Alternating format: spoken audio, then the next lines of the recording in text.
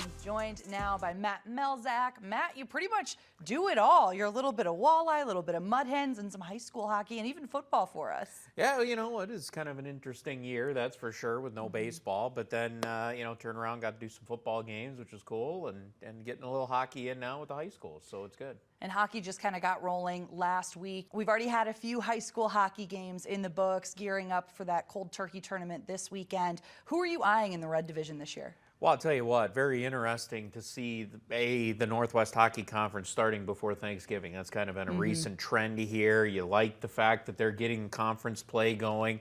I guess if you judge off of this past weekend, I think you have to take St. Francis out of the gate, a 6-2 win over Bowling Green. They turn around and 6-3 over Northview, although very competitive game. I think going in, those are probably the top two teams. St. John's has a very good top line. Saw them on Sunday against Bowling Green. Good matchup there. You know, not sure what we're going to have with Anthony Wayne, Perrysburg. As of yet, I've heard good things from Findlay going into the year, but I think you have to start with St. Francis. They were the top team. They were the team that was going to go down to districts before everything got shut down.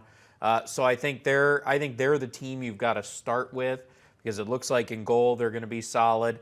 Offensively, very dynamic team. Their defense isn't, carrying around the studs like they've had the last couple of years, but a very solid group. I think they have all three facets there for Chris Varga, which probably gives them the nod. I think Northview is probably a year or two away from being very good when you look at all the sophomores that they're running out there right now. So, I think not that Northview couldn't win when it comes all to the end of it, but I think you got to give the nod to St. Francis here in the early going.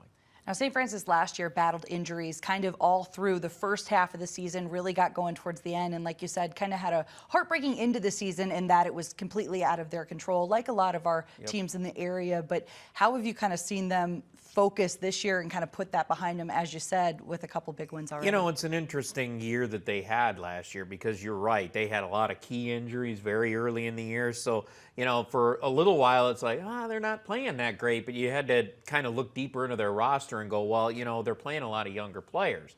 And those sophomores that were playing for them last year, well, they're juniors now, and they saw a lot of ice time last year, and that can really benefit you going forward. It's the same thing that Northview is going through with all the sophomores that they're playing. I mean, obviously with Benny Seals, he was with Anthony Wayne last year. He got Rookie of the Year. He played well.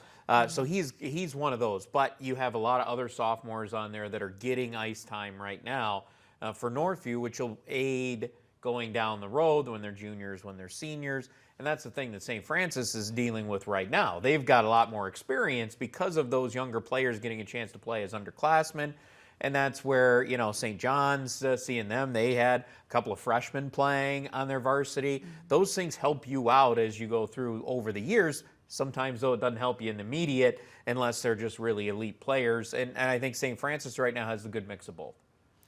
With all of the extra COVID-19 regulations and so few sheets of ice here for high school hockey teams, a lot of times they're practicing until the wee hours of the morning. Some of them don't take the ice till 10 o'clock. With the curfews now, they're not really able to do that. What have you seen that they've done differently? I think there's been a lot of shuffling from what I've heard on the scheduling and, how they're trying to maneuver things. And hats off to the folks at TAMO, Ice House, the facilities trying to find a way to get at least enough time. And I think some of the teams have cut back a little bit of their time. Normally, if they're practicing an hour and a half, they've cut it back to maybe 50 minutes, 40 minutes, just to get some ice time and make sure everybody's getting ice time. And that's a great thing about the hockey community. Everybody will come together. They do this so well. I think you'll see a lot more of that going forward, because obviously with a curfew in place, you have to get it done. You got to be done by 10. So, TAMO, I know those guys are working real hard to make sure they're trying to get everybody in and get them all enough ice time.